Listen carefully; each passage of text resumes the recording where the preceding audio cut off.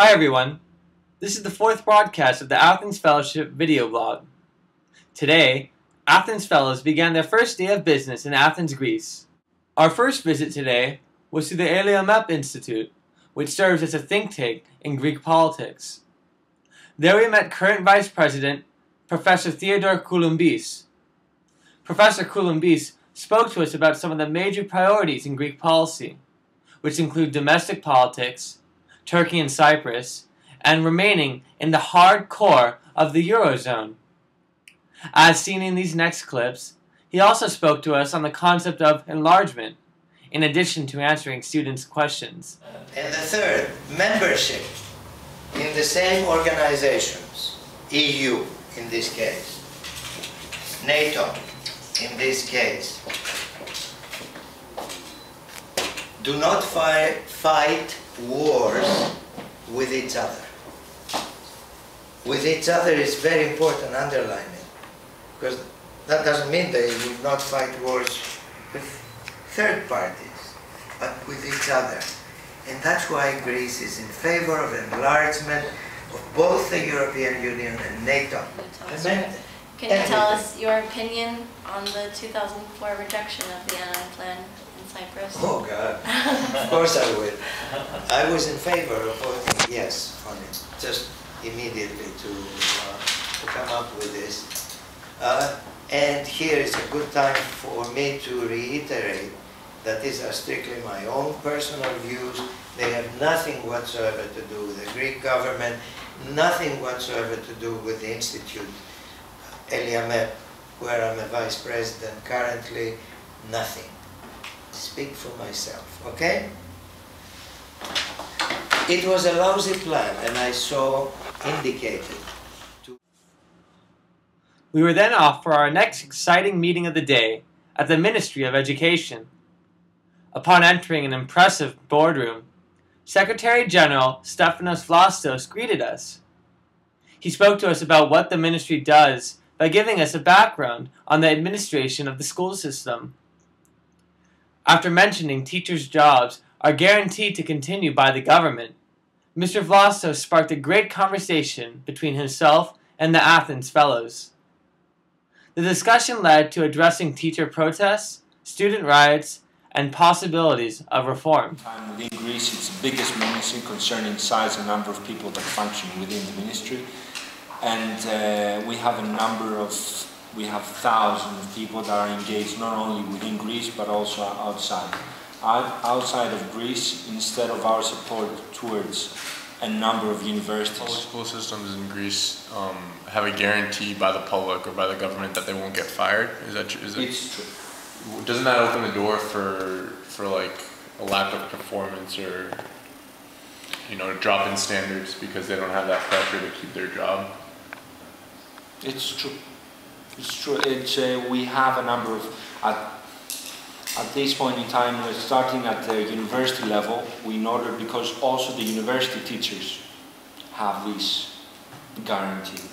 So at this point in time, we're starting a procedure, a 300... Go through, the teachers that are guaranteed not to be fired. At this point in time, I cannot tell you about, I'm not going to go into other people's shoes. I can tell you about what goes through my department, which is about 2,500 teachers that we send abroad. And before we send them abroad, we have different education. For example, I'm going to have different thematics for the teachers that go to Australia, to USA, to Europe. What has happened is, in the past, we have started promoting the Greek language and culture abroad. And we have done so with having in mind that a number of Greeks live abroad. After our meeting at the Ministry of Education, we were off to, well, another ministry. Our private bus took us to Syntagma Square, where we entered the Ministry of Foreign Affairs building. We had the distinct pleasure of having an insightful discussion with Mr. Miltiadis Varvitsiotis, who is a member of Parliament and the Deputy Minister of Foreign Affairs. He shared with us some of his job responsibilities, which include developmental aid oversight and bilateral economic relations. He also spoke to us about some of the current issues that face Greece, such as illegal immigration, and efforts Greece is making in international development. Also, if you watched the other special report, you would have seen the Deputy Minister announce the auspicious news regarding the visa waiver program between the United States and Greece. Two things, actually. I'm coordinating all the development aid of Greece, and I am dealing with bilateral economical relations. Actually, I'm oversighting all the economic and business counselors that we have in the embassies. I'm putting together business missions in order to promote investments or to promote trade. And the other thing is, you know, as USAID, you know, the governmental agency that you're having in the US, I'm doing the same thing here. I'm having to Turkey, and they have, these people, they have done everything to get into Europe. I mean, they have spent quite a lot of money. We estimate about from 2,000 to 5,000 euros in order to get here. So, you know, to have guides to pass them through the mountains and secret passages, and then they buy a boat somewhere in Turkey, and they get the boat, and when they get into the Greek territorial waters, they sink the boat, so we have to rescue them. And we go and we rescue them because there are people at sea. And we bring them in, and we don't know what to do them. By early afternoon, we were all very hungry. Before going to our last formal visit of the day, we decided to walk up to the very posh area of Kolonaki. We found a splendid little place to get some lunch. Then we were off to the college visit in Athens office, where we met the president of the program, Mr. Alexis Philaktopoulos. After spending the entire day with government officials, it was relieving to relax in Mr. Philaktopoulos' offices and have a casual conversation with him. He gave us a brief history of what the College Year in Athens program is about, as well as an information about what the program currently offers college students. After being asked what our impressions of Greece were from our experiences on this trip, some students openly expressed themselves. The oldest and largest study abroad program in Greece. One that was started in 1962. The idea was to provide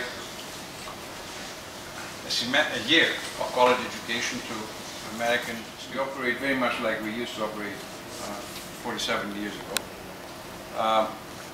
But we offer three types of courses: ancient Greek studies, Byzantine and modern Greek studies, and courses on the Eastern Mediterranean and the European. We're not expecting you to say nice things. But just from things that we learned today, I think you really understand, and I guess personally I really understood and realized the cultural differences that Americans have and Europeans have, and how that, you know, how that carries over into the political systems and the educational systems and even the economy. We concluded our night with an amazing performance at the Herod Atticus Theater. Take a look at this clip.